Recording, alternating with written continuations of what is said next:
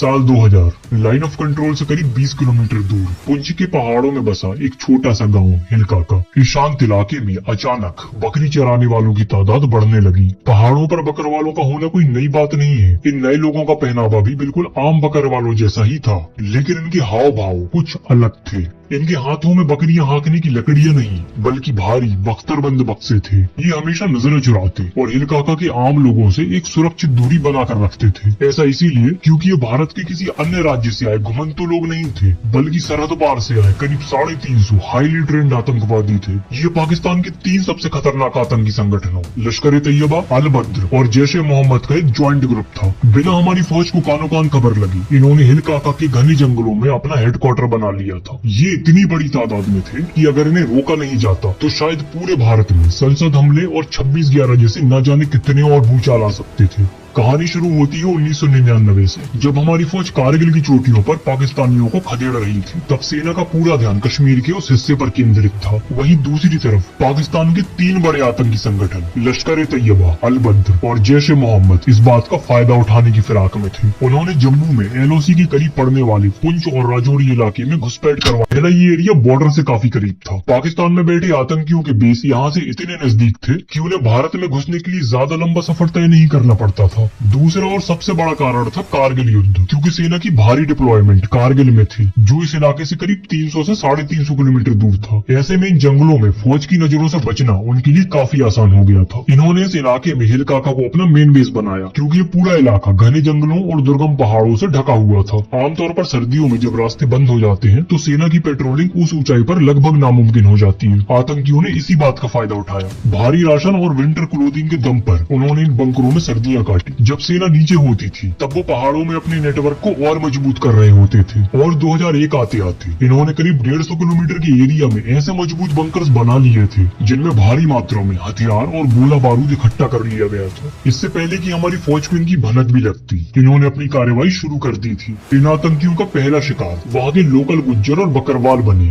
अगर उन्हें शक भी होता कि कोई लोकल इंसान पुलिस या सेना का इन्फॉर्मर है तो उसे सरेआम मार दिया जाता। इसी वजह से पूरे इलाके में एक दहशत का माहौल बन गया था और कोई भी उनके खिलाफ जाने की हिम्मत नहीं कर पाता था। साल 1999 से 2003 के बीच जम्मू, पुंछ और राजौरी बेल्ट में आतंकियों ने कई गांवों में घुसकर वहां निर्दोष नागरिकों के नरसंहार किए थे। इस पूरे इलाके को खौफ में डालने के बाद ये अपनी अगली कार्रवाई शुरू कर देते हैं। सबसे पहले ये पुंछ और राजौरी हाईवे के मैप्स निकालते हैं और ये कंफर्म करते हैं कि किस रूट से और ठीक कितने बजे भारतीय सेना का काफिला निकलता है। कुछ दिन की प्लानिंग और रिसर्च के बाद जब यह कंफर्म हो जाता है कि पुंछ राजौरी हाईवे पर सेना का एक काफिला रोजाना निकलता है, तो अगले ही दिन आतंकी वहाँ घात लगाकर बैठ जाते हैं। जैसे ही सेना का काफिला वहाँ से गुजर रहा होता है, ये तुरंत आधाधुंध गोलियां चलाने लगते हैं और एक ही पल में हमारे 5 बेकसूर फौजी वीर गति को प्राप्त हो जाते हैं। ये सिलसिला यहाँ पर रुकता नहीं है। जून 2001 में पुंछ की मेंढर तहसील में आतंकी फिर से सेना की एक चौकी पर हमला कर देते हैं और इस हमले में हमारे 3 फौजी शहीद हो जाते हैं। अब सेना को कुछ समझ नहीं आ रहा था, क्योंकि LOC में घुसपैठ की कोई शिकायत नहीं मिल रही थी, लेकिन आतंकी हमले लगातार हो रहे थे। इसी कश्मकश और उलझन में कई महीने गुजरते गए। अब फौज एक ऐसे अदृश्य दुश्मन से लड़ रही थी जिसका नामो निशान नहीं मिल रहा था।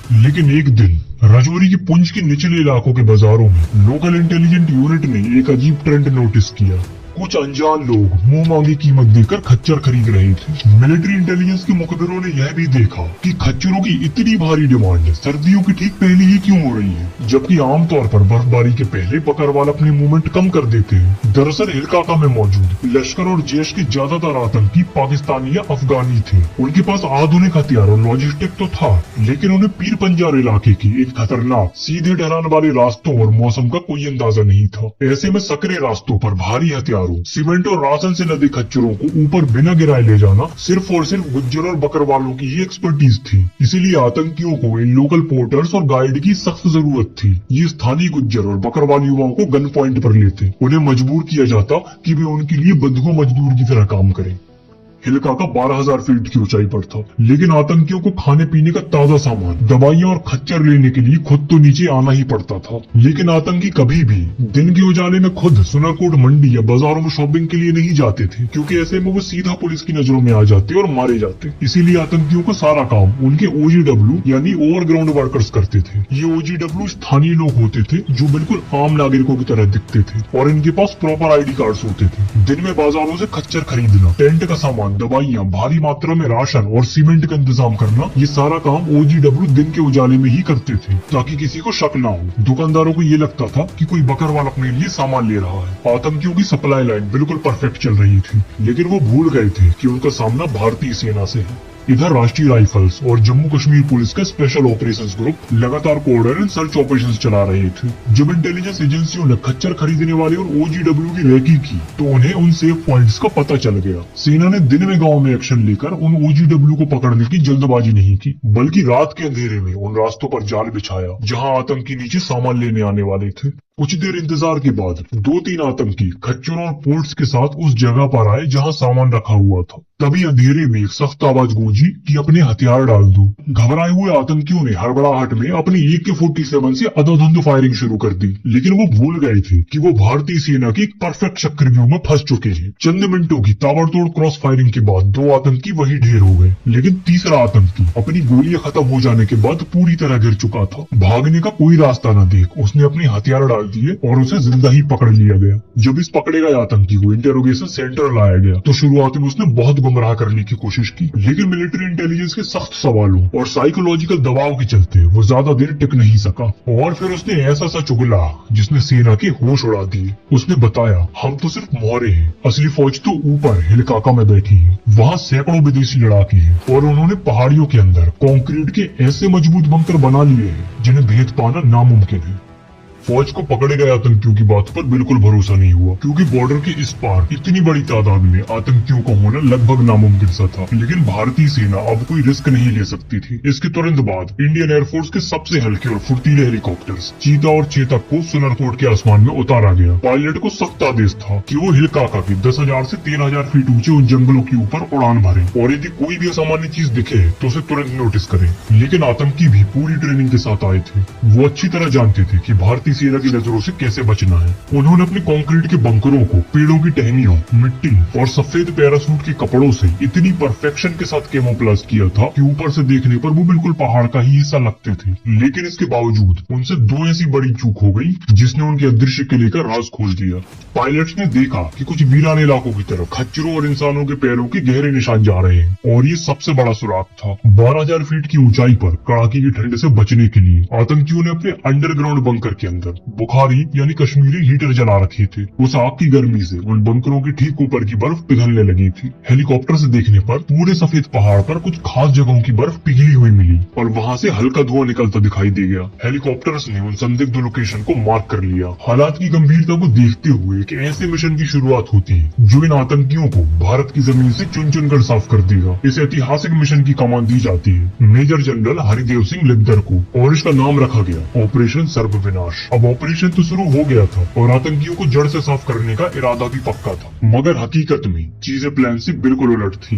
दरअसल हमारी फौज के सामने ऐसी कई चुनौतियां थी जिसे सुलझाने में समय लगने वाला था और शायद इतना समय कि आतंकियों को फौज के इस ऑपरेशन की भनक भी लग जाए और वो हिल काका के घने जंगलों से रातों रात गायब भी हो जाए।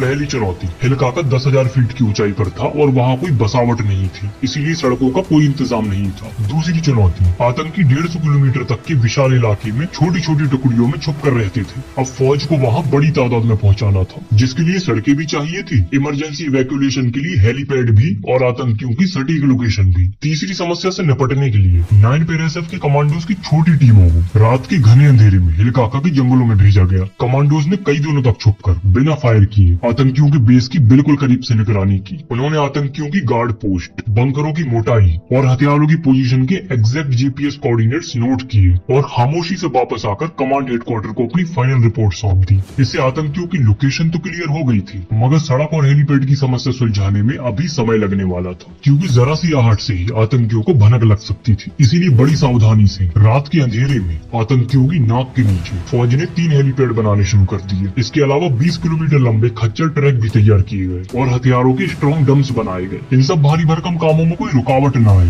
इसीलिए फौज ने एक मास्टर स्ट्रोक खेला। उन्होंने एक मिस इन्फॉर्मेशन कैंपेन शुरू किया। इसमें रेडियो फ्रीक्वेंसी को जानबूझकर इस तरह से सेट किया गया कि आतंकियों को वो आसानी से सुनाई दे जाए। इधर आतंकी अपने आप में ही खुश हो रहे थे कि उनके पास इतने हाईटेक रेडियो सेट है जिसकी वजह से वो भारतीय सेना की सीक्रेट बातें भी सुन पा रहे हैं। अब फौज जानबूझकर आतंकियों को गलत बातें सुनाती, जैसे अगर आज रात किसी खास इलाके में सड़क का कोई टुकड़ा बनाना होता तो फौज रेडियो पर यह मैसेज फैलाती कि आज रात दूर किसी इलाके में फौज हमला करने वाली है। सेना की साइकोलॉजिकल चाल का असर ये हुआ कि इस मिस इन्फॉर्मेशन कैंपेन की वजह से आतंकियों का ध्यान असल जगह से पूरी तरह से भटक गया और दूसरी तरफ भारतीय सेना ने बिना किसी रुकावट के आतंकियों की नाक के नीचे अपने हेलीपैड्स और सप्लाई ड्रम्स का काम खामोशी से पूरा कर लिया।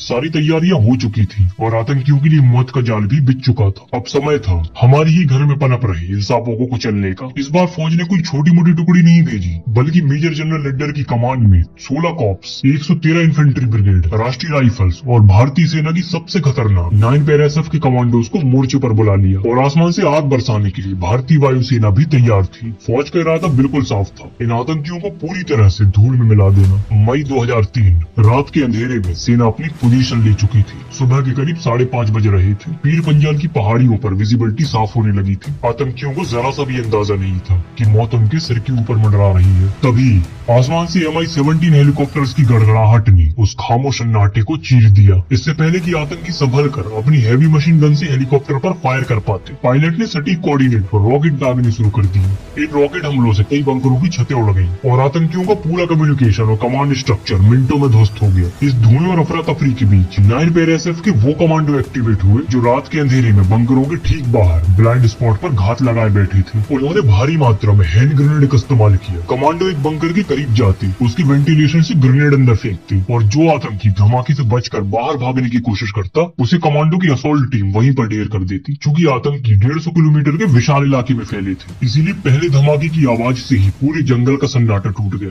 कुछ बंकर काफी ऊंचाई पर थे जहाँ बैठे आतंकियों ने अपनी हैवी मशीन गनों से सीधे सेना पर अंधाधुंध फायरिंग खोल दी। मशीन गन से निकली गोलियों की यह बौछार इतनी तेज थी कि हमारी सेना को एक पल के लिए रुककर कवर लेना पड़ा और जब हेलीकॉप्टर रॉकेट दागने के लिए नीचे आए तो आतंकियों ने अपनी हैवी मशीन गन का मुंह आसमान की तरफ कर दिया ताकि हेलीकॉप्टर को गिराया जा सके। जब सीधी गोलियों से इन मशीन गन को शांत करना मुश्किल हो गया तब सेना ने अपना सबसे घातक हथियार निकाला, 84 mm रॉकेट लॉन्चर। 9 पैराएसएफ के जवानों ने सीधे उन बंकरों में रॉकेट दागे जहाँ से ये मशीन गन चल रही थी। जब अभेद्य कहे जाने वाले वो बंकर तबाह हो गए तो बचे हुए आतंकियों में खौफ और दहशत फैल गई। उनका लीडरशिप स्ट्रक्चर पूरी तरह से टूट चुका था। जान बचाने के लिए उन्होंने अपना भारी सामान और हथियार वहीं छोड़े और पीर पंजाल की बर्फ से ढके पासेस की तरफ भागना शुरू कर दिया। उनका प्लान था कि वो किसी तरह दर्रे को पार करके कश्मीर घाटी में घुस जाएंगे, लेकिन भारतीय सेना का प्लान अचूक था। उन बर्फीले दर्रों पर पहले से ही सेना की blocking force heavy machine gun के साथ तैनात थी। सफेद बर्फ के बीच अपनी जान बचाकर भागते हुए आतंकी सेना के स्नाइपर्स और मशीन गन के लिए एकदम ओपन टारगेट बन गए। उस दिन पीर पंजाल की पहाड़ियों से भागने की कोशिश करने वाला हर एक आतंकी उसी बर्फ में मारा गया। इस ऐतिहासिक ऑपरेशन में 60 से 70 आतंकी मारे गए। गन से एक बेहद अहम दस्तावेज बरामद हुआ। यह हरकतुल जिहाद इस्लामी की एक आतंकी की पर्सनल डायरी थी। इसमें 1999 से 2002 के बीच इंडियन आर्मी को खबर देने वाले उन लोकल लोगों की हत्याओं का पूरा हिसाब लिखा था। साथ ही इसमें आतंकियों की फंडिंग, खच्चर वालों की पेमेंट और ओवरग्राउंड वर्कर्स के पूरे स्लीपर सेल नेटवर्क का काला चिट्ठा लिखा हुआ था। इसी डायरी के आधार पर बाद में घाटी के निचले गांवों से सैकड़ों गद्दारों और आतंकियों के मददगारों को गिरफ्तार किया गया और उनसे एडवांस सैटेलाइट फोन बरामद हुए। जब उनकी कॉल डिटेल खंगाली गई तो एजेंसियों के होश उड़ गए। ये पता चला कि ये आतंकी सिर्फ पाकिस्तान ही नहीं बल्कि भारत के अंदर उत्तर प्रदेश, गुजरात, तमिलनाडु और केरल से सीधे संपर्क में थे और लगातार फोन कॉल्स कर रहे थे।